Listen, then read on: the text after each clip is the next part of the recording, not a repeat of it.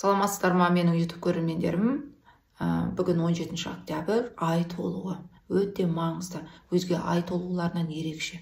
Энергияға, күшке толы. Себебі аспан дүниесінде от белгілері аз, энергиямыз аз қазір бізде. Су белгісіндеміз 2 ай бойы қазір сол белгіде келе жатырмыз.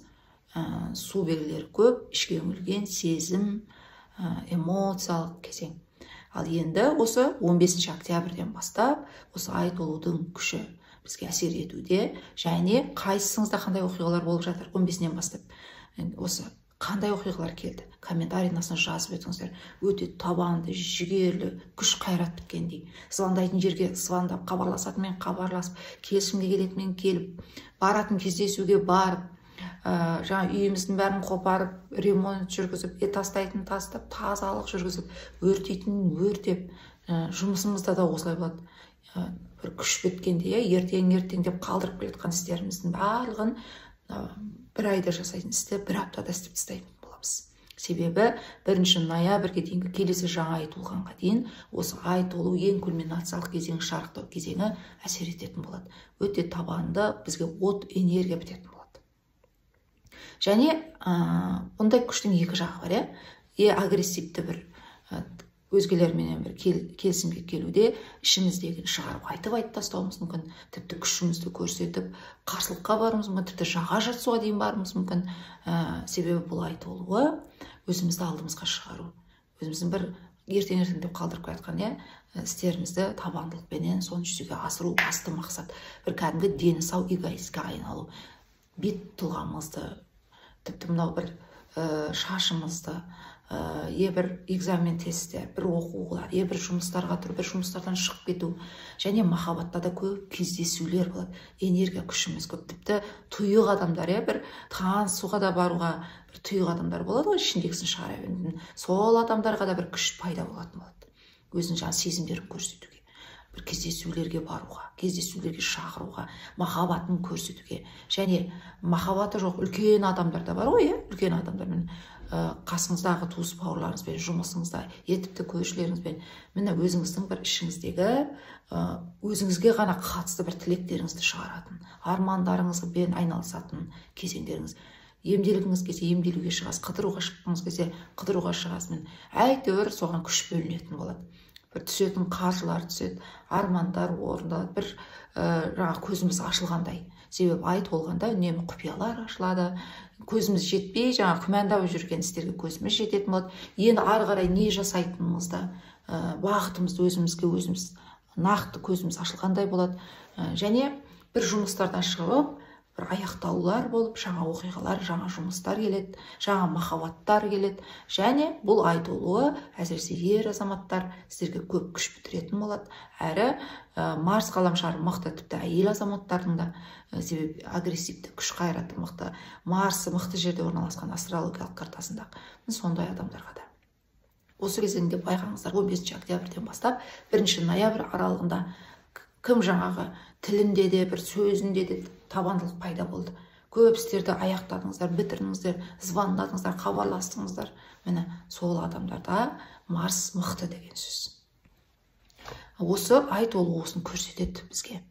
Ай толғанда үнемі бізде шарықтау шегі кульминациялық ең биік кезеңі айда домалақ болып толып, ісімізде толып, көзқарасымызда толып, құпиялар ашылып, немесе сатып алатын затымыздың бәрін сатып аламыз, орнататын үйімізге заттарымыз, пешімізді, немесе бір газымызды, су светімізді орнататын боламыз, ертең деп қалдырып келеткен. Бір жаңағы құрайтын іргетас фундаментімізді құйып тастайтын боламыз. Әйтеуір, бір блоктар түсіретін болсақ, бір жаңа бір бағдарламалар, ойымыздағы соларды жүзеге асыруға, қойшы енді осымен өзіммен айналсам деп, соған нақты күш бітетін болады. Тіпті денсау жаңайтын бір эгоистке де айналуымыз керек. Әр қайсымызда осылай болады. Әрине, мұның барлығы мен жалпы түрде айтам, жеке консультациямен ай толу деген керемет уақыт негізі. Ай толды, енді сіздің бағытыңыз анықталады. Әр айда бір ай толуы, бір жаңа ай тулуы болады негізі. Ал бірақ бұл ай толуы от белгісінде болып тұр. Енді біздің күш қайратымызда, себебі осы жылдың аяқталуына енді аз ғана уақыт қалды. Енді осы аралықта әлі де біздің бір соңғы бір барлық күшімізді жинап, бір нәтижеге жетуімізге энергия бөлінетін болады. Осыны пайдаланып қалыңыздар. Тіпті агрессивті бір-бірімізбен ұнамайтын ішіміздегін айтып, содан да босайтын, қорқыныштарымызға тіке қарайтын, махаббатымызда қарым-қатынасымызды шешіп алатын, тіпті жаға жыртысуға да баруымыз мүмкін. Міне мұндай керемет күшті ең бір өзіңізге пайда келетін тиімді жаға жұмсаңыздар. Әрі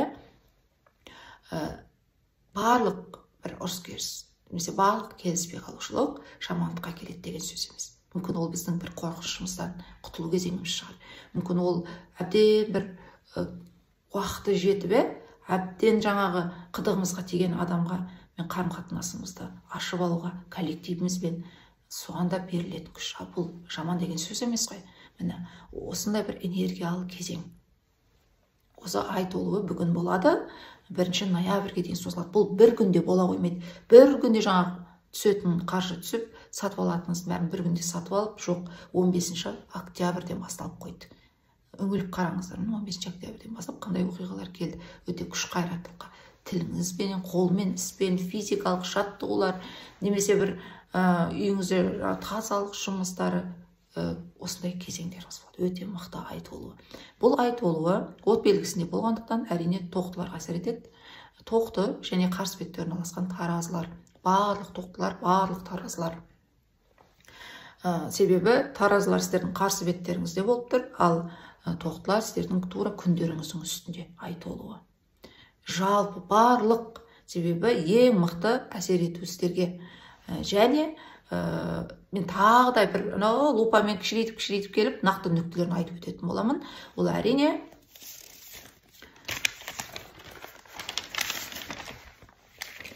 10 апрель мен 20 апрель аралығындағы туылған тоқтылар. 13 пен 23 октябрь аралығындағы туылған таразылар. Барлық тоқтылар мен барлық таразылар әр қайсыңыздың туылған кезеңіңіздегі астрологиялық картаңыз болады. Тіпті тоқты, екі адам тоқты болсаңыз да, бірақ екеуіңіз бір-біріңізге ұқсамайсыз. Тіпті бір күнде туылған болсаңыз да. Бұны жеке консультациямен өте адамға өзіңіздің жолыңызды анықтауға, миссияңызды өмірлік, не үшін келдіңіз бұл өмірге? Ең басты осы, рухтық осы береріңіз өмірге келгендегі басты не сіздің? Осыны анықтауыңыз керек. Және осы жылғы, келесі жылға сізге берілген программа не? Өміріңізде өтетін сабағыңыз не? Осылар айтылатын болады консультацияда. Ол көрсетіліп қойған профильде YouTube'тың WhatsApp номері. Және тура осылай видеоменен түсіріп, 5-6 видео қылып жіберетін боламын.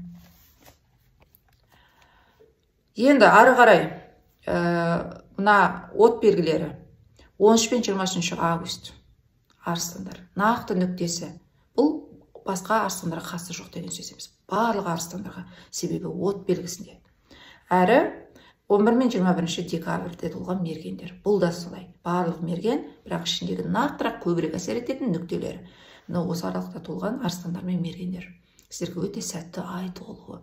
1 ноябрьге дейінгі аралықта өмірлеріңізге бір құпияларды анықтайтын боласыздар, қарым-қатынастарыңызды шешетін боласыздар, махаббатта, кәсіпте, көршілеріңізбен қарым-қатынаста емдермен айналысатын боласыздар.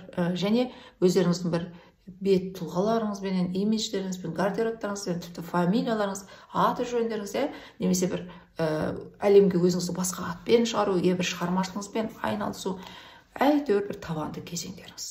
Оның үстіне арыстандар, мергендер, осы от белгілер, тоқты үш белгі, Марс, ең астрологиядағы бір біздің барлық күш қайратымызға жауап беретін Марсымыз біздің арыстан белгісіне барады да, осы үш от белгісіне күш бітетін болады 2 ай бойы. Ноябрь, декабрь. Нағыз бір жұлдыздай жанатын кезеңіздеріңіз, бірақ иммунитеттеріңіз төмендеуі мүмкін. Өзі кеңістіктің өзі бір тараздай, бір жағын беріп, екінші жағын соған теңестіріп қояды. Сондықтан бір қазір енді суық ауа райы, иммунитет түсуінен де сақтаныңыздар. Оның үстіне Марс бір тіпті медициналық жағынан бір операциялар жүргізуге де қолайлы уақыт. Өмірдің өзі, кеңістіктің өзі соған алып келуі. Мергендер, тоқтылар, арыстандар. Егер осындай бір тақырыптар өмірлеріңізде актуальды болса, егер Енді Марс сіздерге келесі осы 2 айда күш қайрат бітіретін болады. Нақты осы ай толу әсер етуі сонда жаңа жылға дейін болады сіздерге. Енді бүкіл шаяндар менен тауешкілер. Соның ішінде 11 мен 21 июль аралығындағы туылған шаяндар, нақты нүктелері. 11 мен 21 январь аралығындағы туылған тауешкілер. Осы адамдар. Сіздерге бір жағымсыздау аспект деп айтсам болады, бірақ осы жағымсыз аспекттің өзі трансформациялық. Қазір бір стресс, кішкене қиыншылықпен, бірақ артында награда. Артында қазір мысалы, былай ғой бұл, мысалы бір $1000 бір жерде бір кемшілікке қарай кетсеңіз, бір жерде бір сатып алып, екінші жерге барсаңыз, екеуінің айырмашылығы $1000 болып, бір өзіңізге көңіліңіз толмай, бармағыңыз тістеп қалған секілді болсаңыз, бірақ осының өзі сізге ертең қайтадан орнына соны 2-3 еселеп беру. Міне, дәл осылай әсер ететін болады. Қазір кішкене стресс, қазір мүмкін тіпті жұмысыңыздан шығып кетуіңіз мүмкін, немесе тіпті махаббатыңызбен қарым-қатынасыңызда бір-біріңізбен бір келіспей қалушылыққа барыңыз мүмкін. Ал бұл жерде бұл не болып тұр? Бұл өзіңіздің мақсатыңызды алдыңызға шығару үшін сіздің бір күресіңіз, сіздің бір қарсылығыңыз, осы арқылы мүмкін махаббаттарыңыз келесі этапқа, басқаша бір сыйластыққа ұлғаюы мүмкін. Қазір қиын болғанмен. Кәсіпте де осылай бір басшыңызбен, немесе коллективіңізде адамыңызбен, немесе тіпті көршілеріңізбен келіспей қалуыңыз мүмкін, а кейін бір жандос болып кетулеріңіз мүмкін. Немесе бір-біріңізді сыйлауды үйренуіңіз мүмкін. Өз шекараларыңызды сызып, өзіңізді алдарыңызға шығаруды, тіпті сізді жақтырмайтын адамдармен де қарым-қатынасыңызды анықтап алатын кезеңдеріңіз. Өте бір керемет ай толы болсын сіздерге. 1 ноябрьге дейін қаралды.